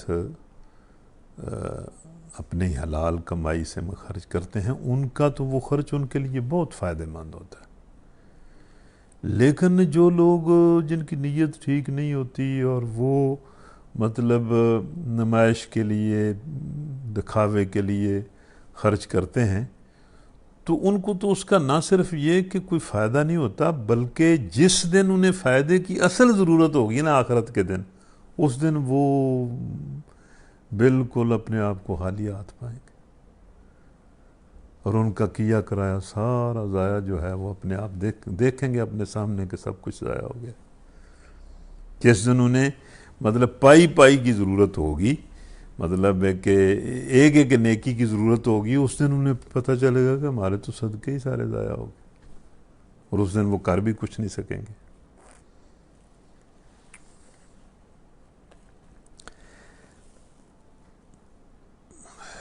بخلاف اس کے جو لوگ اپنے مال معاذ اللہ کی رضا جوئی کے لیے دل کے پورے ثبات اور قرار کے ساتھ خرچ کرتے ہیں. یہ دل کا پورا ثبات اور قرار جو ہے نا، یہ بڑی مشکل سے حاصل ہوتا ہے خرچ کرنے کے معاملے میں. دل کا ثبات اور قرار خرچ کرنے کے معاملے میں، خرچ تو بندہ کرتا ہے لیکن ساتھ ہی مطلب اتنے کم ہو جائیں گے، یہ ہو جائے گا، وہ ہو جائے گا، پتہ نہیں کیا کیا خطرے، کیا کیا دماغ میں باتیں. پورے ثبات کے ساتھ اور یکسوئی کے ساتھ اور خوشی کے ساتھ خرچ کرنا، یہ کسی کسی کو چیز حاصل ہے، یہ سب کو نہیں ملتی. لوگ خرچ کرتے ہیں لیکن ان کے دل کی حالت کا کسی کو کیا پتہ کہ کیا حالت ہوتی. بندہ تو مانگنے والے کو مطلب دیکھ کے ہی اس کو کوڑ چڑھ جاتی ہے کہ بھئی یہ روز آ جاتا ہے، اس کو دیتا بھی ہے اور دل میں کوڑ بھی ہوتی ہے.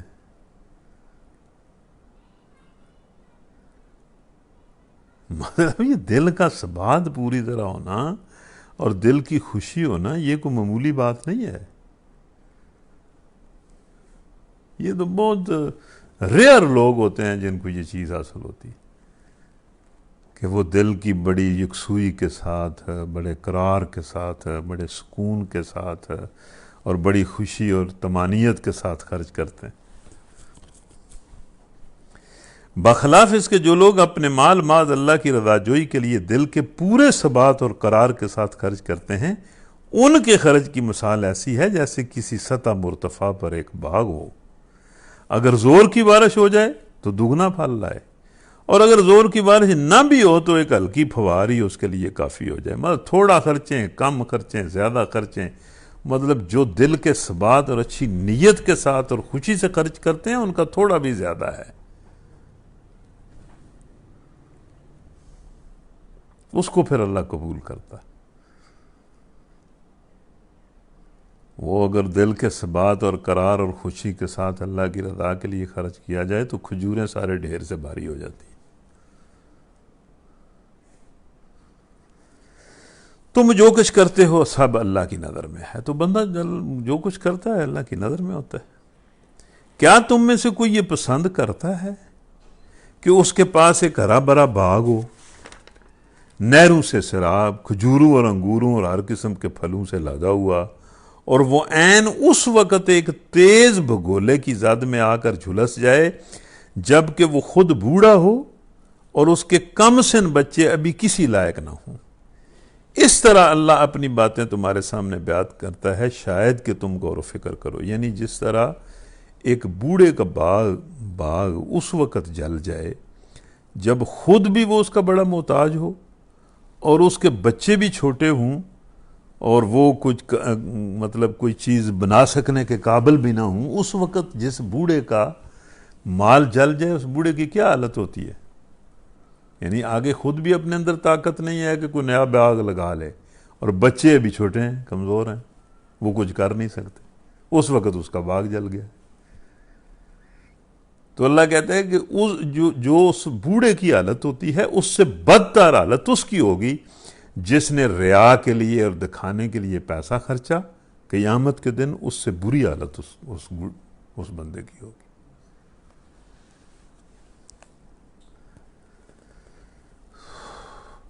یا ایھا الذین آمنوا انفقوا من طیبات ما کسبتم ومما اخرجنا لکم من الارض ولا تیمموا الخبیث منہ تنفقون ولستم بآخذیہ الا ان تغمضوا فیہ واعلموا ان اللہ غنی حمید.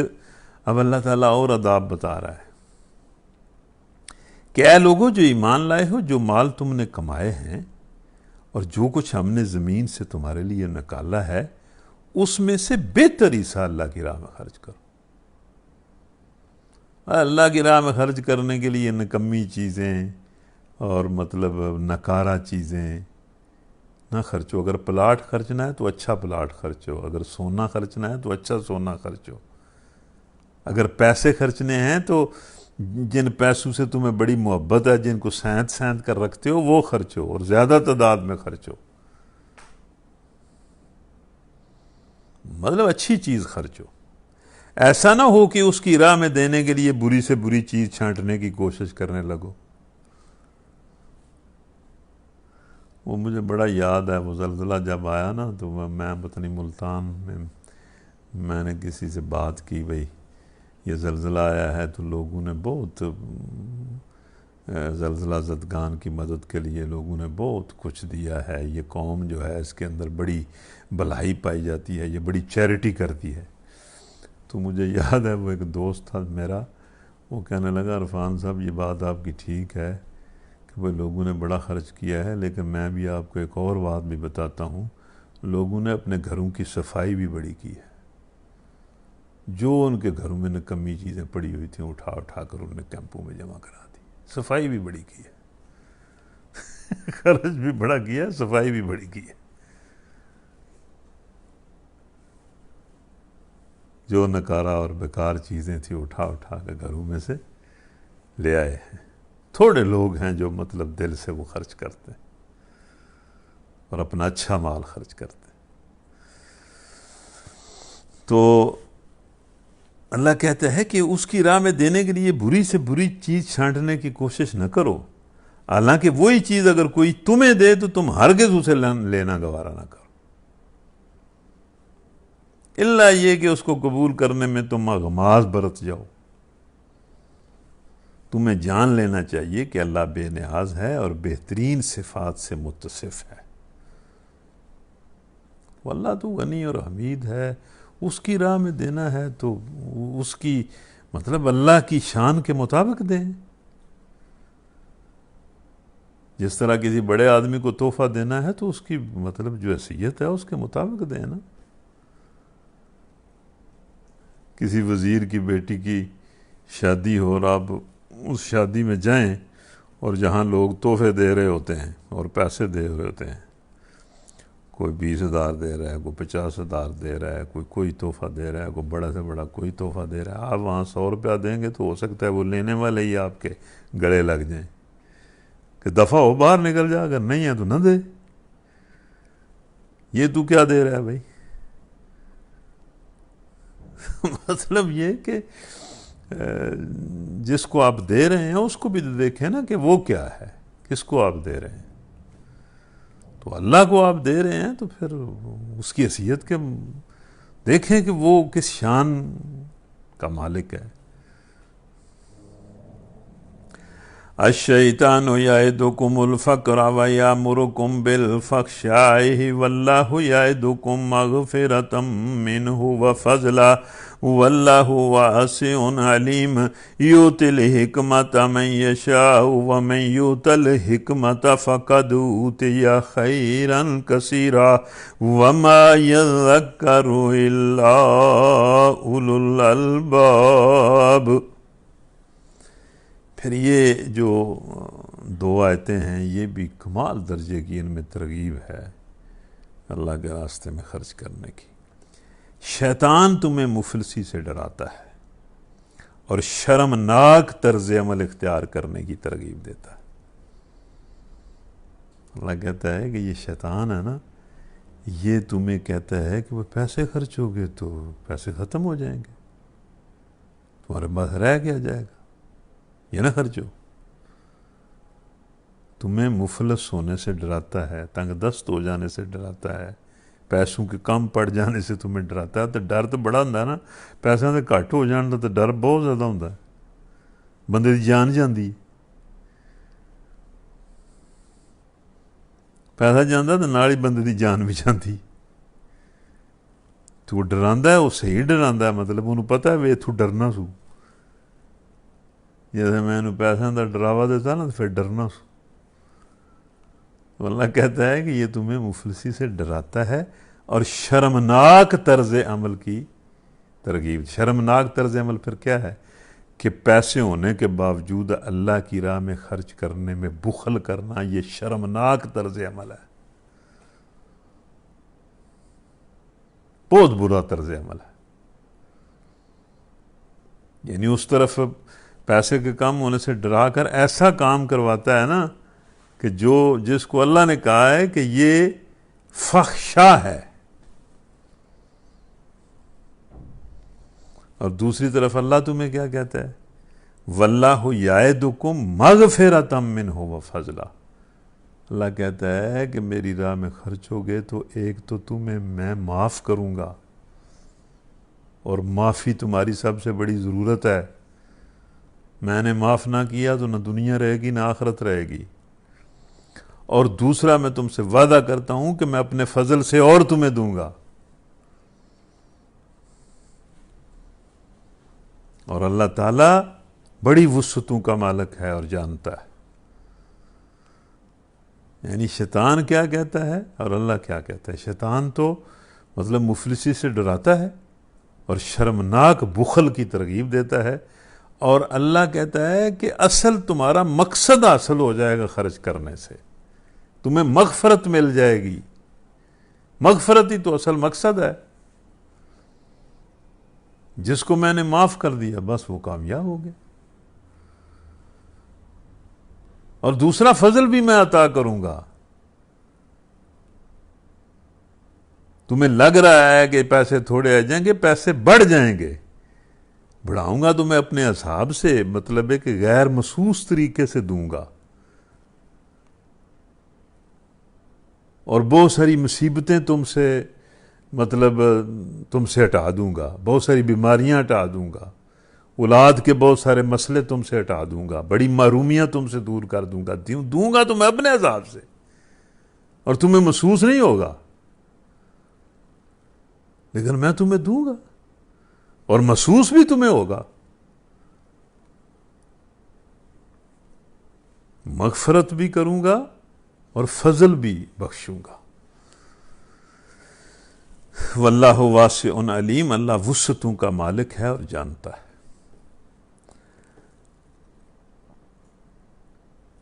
اللہ جس کو چاہتا ہے حکمت عطا کرتا ہے، اور جس کو حکمت ملی اسے حقیقت میں بڑی دولت مل گئی۔ اب یہاں حکمت کیا ہے؟ یعنی لوگ تو کہتے ہیں نا کہ پیسہ اکٹھا کرنا دانائی ہے، سمجھداری ہے، یہاں اللہ کہہ رہا ہے پیسہ خرچ کرنا دانائی ہے، اور جس کو یہ دانائی مل گئی اسے تو خیر کثیر مل گیا۔ لیکن ان باتوں سے صرف وہی لوگ سبق لیتے ہیں جو دانش مند ہیں۔ تو اللہ تعالیٰ حکمت عطا کرے، اللہ تعالیٰ پیسہ بھی عطا کرے اور حکمت بھی عطا کرے۔ وَمَا أَنفَقْتُم مِّن نَّفَقَةٍ أَوْ نَذَرْتُم مِّن نَّذْرٍ فَإِنَّ اللَّهَ يَعْلَمُهُ وَمَا لِلظَّالِمِينَ مِنْ أَنصَارٍ إِن تُبْدُوا الصَّدَقَاتِ فَنِعِمَّا هِيَ وَإِن تُخْفُوهَا وَتُؤْتُوهَا الْفُقَرَاءَ فَهُوَ خَيْرٌ لَّكُمْ وَيُكَفِّرُ عَنْكُم مِّن سَيِّئَاتِكُمْ وَاللَّهُ بِمَا تَعْمَلُونَ خَبِيرٌ۔ تم نے جو کچھ بھی خرچ کیا ہو اور جو نظر بھی مانی ہو، اللہ کو اس کا علم ہے، اور ظالموں کا کوئی مددگار نہیں۔ مطلب جیڑا بندہ جو کچھ خرچے دا اللہ نے اس کا علم ہے، کوئی انہوں فکر کرنے دی لوڑ ہی کو نہیں، وہ میرا ضائع ہو جائے دا یا مینوں دا بدلہ نہیں ملنا، اللہ جانتا ہے۔ اچھی راہ میں خرچ کیا ہے تو بھی جانتا ہے، بری راہ میں خرچ کیا ہے تو بھی جانتا ہے، اچھی نظر مان کر پوری کی ہے وہ بھی جانتا ہے، بری نظر مان کر پوری ہے وہ جانتا ہے، وہ پوری بات جانتا ہے۔ اور جو اپنے مال مطلب غلط نیت کے ساتھ یا غلط طریقے پر غلط جگہوں میں خرچ کرتے ہیں وہ ظالم ہیں، اور اللہ ان کا مددگار نہیں ہے۔ اسی لیے یہاں لکھا ہوا ہے کہ خرچ خواہ رائے خدا میں کیا ہو یا رائے شیطان میں، اور نظر خواہ اللہ کے لیے مانی ہو یا غیر اللہ کے لیے، دونوں صورتوں میں آدمی کی نیت اور اس کے فعل سے اللہ خوب واقف ہے۔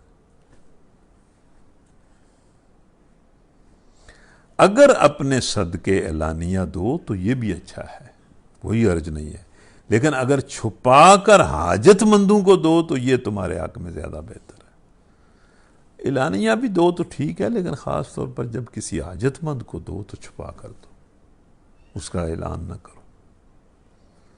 رفع عامہ کے کام ہیں، فرض صدقے ہیں، ان کو تم اعلانیہ بھی دو، لیکن جب نفل صدقہ دو اور خاص طور پر کسی غریب آدمی کی مدد کرو تو اس کا ڈھول پیٹنے کی ضرورت نہیں ہے، اس کو چھپا کر کرو۔ تمہاری بہت سی برائیاں اس طرز عمل سے محو ہو جاتی ہیں۔ یہ بڑا کام کا ایک بات ہے۔ جو کچھ تم کرتے ہو اللہ کو بہرحال اس کی خبر ہے۔ یہ جو ہے نا کہ اللہ تعالیٰ کہہ رہا ہے کہ بھئی جو صدقہ دے گا اس کی تمہاری بہت سی برائیاں اس طرز عمل سے، یعنی صدقہ دینے والا، اللہ کی راہ میں خرچ کرنے والا جو ہے، اس کے ساتھ اللہ بہت سارے وعدے کرتا ہے۔ ایک وعدہ یہ کرتا ہے کہ اس طرز عمل سے اس کی بہت ساری برائیاں ختم ہو جائیں گی۔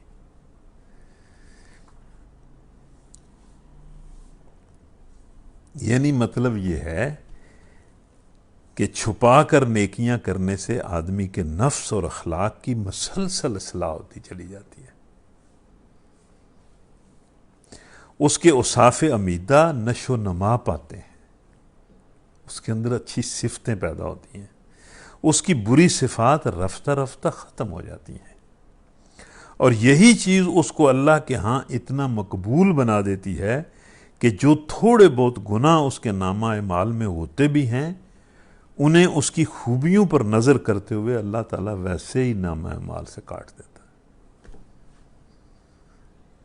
یعنی صدقہ کرنے کا جو طرز عمل ہے، اس سے ایک تو ویسے اس کے اندر خوبیاں پیدا ہوتی ہیں، اور دوسرا اللہ تعالیٰ اس کی جو برائیاں ہیں اور ان کو وہ محو کر دیتا ہے، ختم کر دیتا ہے۔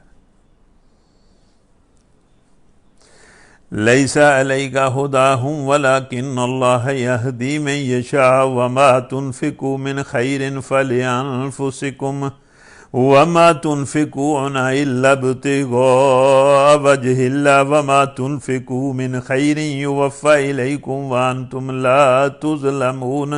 یہ ایک بڑی عجیب آیت ہے۔ لوگ دین پر طرح طرح کے اعتراضات کرتے ہیں، لیکن دین اسلام صرف مسلمان دوستی کا دین نہیں ہے، بلکہ انسان دوستی کا دین ہے۔ یہ جو آیت ہے یہ تو انسان دوستی کی دعوت دیتی ہے۔ یعنی نبی صلی اللہ علیہ وسلم کے زمانے میں پہلے مسلمان یہ سمجھتے تھے کہ بھئی جو ان کے کافر رشتہ دار ہیں، مشرک ہیں، مسلمان نہیں ہوئے، ان کی مدد انہوں نے نہیں کرنی۔ ان پر کوئی مصیبت آ جائے، وہ کافر اور مشرک، یا کوئی یہودی ہے، عیسائی ہے، تو مسلمان سمجھتے تھے کہ ان کی مدد ہم نے نہیں کرنی۔ لیکن اللہ نے کہا کہ یہ تو مسئلہ ہی کوئی نہیں ہے۔ تم کسی کافر، کسی یہودی، کسی مشرک، کسی عیسائی کی مدد کرو گے تو اللہ اس کی بھی اجر تمہیں دے گا۔ مطلب کوئی انسان کسی مصیبت میں پھنس جاتا ہے، کوئی محلے کا برا آدمی کسی مصیبت میں، کسی بیماری میں پھنس جاتا ہے، مصیبت میں پھنس جاتا ہے، تو اس کی مدد کرو گے تو اس کا بھی اجر اللہ تمہیں دے گا۔ کسی کافر کی مدد کرو گے تو اس کی بھی اللہ تمہیں اس کا بھی اجر دے گا۔ یعنی ٹھیک ہے، تم لوگوں کو یہ جو کافر مشرک ہیں انہیں دین کی دعوت دو، ہدایت دینا تو اللہ کا کام ہے، لیکن یہ جو مصیبتیں آتی ہیں لوگوں پر، یہ جس پر بھی جو مصیبت آ جائے، خواہ وہ کافر ہے مسلمان ہے، اس کی تم مدد کرو گے تو اللہ تمہیں اجر دے گا۔ لوگوں کو ہدایت بخش دینے کی ذمہ داری تم پر نہیں ہے۔ ہدایت تو اللہ ہی جسے چاہتا ہے بخشتا ہے، اور خیرات میں جو مال تم خرچ کرتے ہو، خواہ وہ کسی کافر پر ہی کیوں نہ کرو، وہ تمہارے اپنے لیے بھلا ہے۔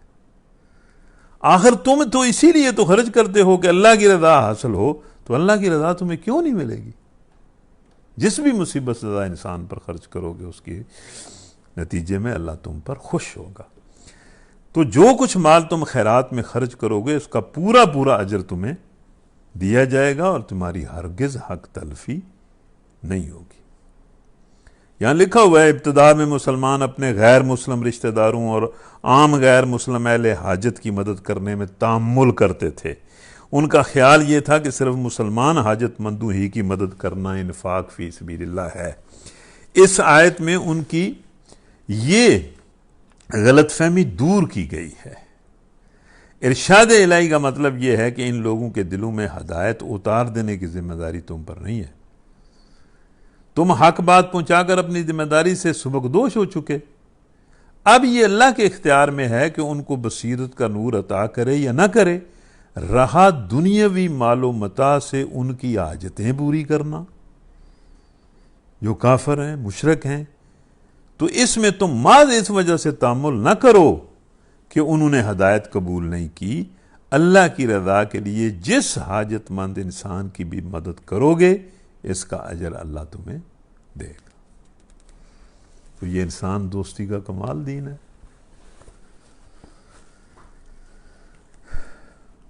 پھر خاص طور پر اللہ نے ایک بات کی، لِلْفُقَرَاءِ الَّذِينَ اُحْصِرُوا فِي سَبِيلِ اللَّهِ لَا يَسْتَطِيعُونَ ضَرْبًا فِي الْأَرْضِ يَحْسَبُهُمُ الْجَاهِلُ أَغْنِيَاءَ مِنَ التَّعَفُّفِ تَعْرِفُهُمْ بِسِيمَاهُمْ لَا يَسْأَلُونَ النَّاسَ إِلْحَافًا وَمَا تُنْفِقُوا مِنْ خَيْرٍ فَإِنَّ اللَّهَ بِهِ عَلِيمٌ۔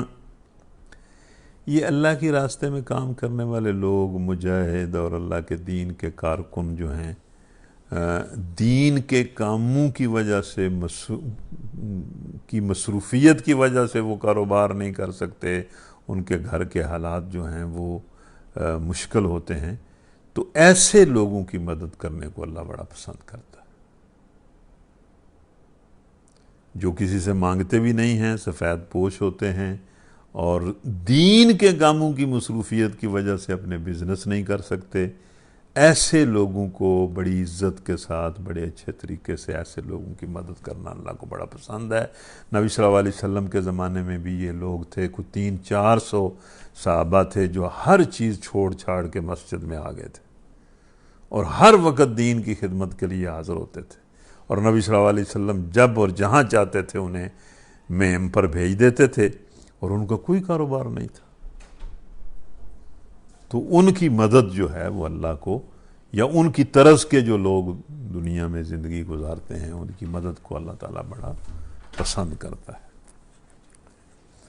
اس کے بعد پھر اگلی آیت ہے جو ویسے تو اس ربا سے کے بعد کی آیت ہے، ربا یہاں مکمل ہو جاتا ہے، لیکن وہ اس مضمون سے ملتی ہے۔ دعا کرنی چاہیے کہ اللہ تعالیٰ نے جن لوگوں کا ذکر اس آیت میں کیا ہے نا، اللہ تعالیٰ اپنی رحمت اور اپنے فضل سے ہمیں ان لوگوں میں شامل کرے۔ یہ بڑے عظیم لوگ ہیں، بڑے ہی عظیم لوگ ہیں، اور یہ بڑے خوش نصیب لوگ ہیں، خوش بخت لوگ ہیں جن کا ذکر اللہ تعالیٰ نے اس آیت میں کیا ہے۔ اللہ تعالیٰ ہمیں بھی اپنے فضل سے اور رحمت سے ایسے لوگوں میں شامل کرے۔ الذین ينفقون اموالهم باللیل والنہار سرا وعلانیۃ فلہم اجرہم عند ربہم ولا خوف علیہم ولا هم یحزنون۔ جو لوگ اپنے مال صبح و شام کھلے اور چھپے خرچ کرتے ہیں، مطلب انہوں نے شغل ہی ہے اور پیسے خرچ کیتی رکھ دینے، سویرے بھی تھے، شامی بھی تھے، مطلب علانیہ بھی تھے، چھپا کے بھی، ان کا اجر ان کے رب کے پاس ہے، اور ان کے لیے کسی خوف اور رنج کا مقام نہیں ہے۔ تو جن لوگوں کو اللہ تعالیٰ نے پیسہ دیا ہے اور وہ ان کو مطلب اپنی ضروریات سے زیادہ اس کا شوق ہوتا ہے کہ اللہ کے راستے میں وہ خرچ کرتے رہیں، تو اللہ تعالیٰ ان کو بڑا پسند کرتا ہے۔ وہ حدیث بھی ہے کہ 2 صفتیں بندے کی ایسی ہیں کہ جن پر رشک کرنا چاہیے، بلکہ حدیث کے الفاظ شاید حسد کے ہیں کہ حسد جائز نہیں ہے، لیکن یہ جو 2 بندے ہیں نا، ان پر تو رشک جائز ہے۔ ایک وہ بندہ جسے اللہ تعالیٰ نے قرآن کا علم دیا ہو اور وہ صبح و شام اس قرآن پر عمل بھی کرے، اس کو پھیلائے بھی، اس کے مطابق فیصلے بھی کرے، اور ایک وہ بندہ جسے اللہ نے مال دیا ہے اور صبح و شام وہ اللہ کی راہ میں خرچ کرے۔ تو اللہ تعالیٰ ہم کمزور لوگوں کو یہ دونوں صفتیں عطا کرے، قرآن کا علم بھی دے اور اس کے مطابق زندگی گزارنے کی توفیق دے، اس کے مطابق اپنے فیصلے کرنے کی توفیق دے، دوسروں کے فیصلے کرنے کی توفیق دے، اور اللہ تعالیٰ طیبات کا وسیع کریم اور بے حساب رزق دے، زمین اور آسمانوں کے خزانے دے، ہر طرح کے اسباب اور وسائل دے، اور ہر وقت اللہ تعالیٰ اپنی راہ میں اخلاص کے ساتھ خرچ کرنے کی توفیق دے۔ آمین۔ وآخر دعوانا ان الحمد للہ رب العالمین۔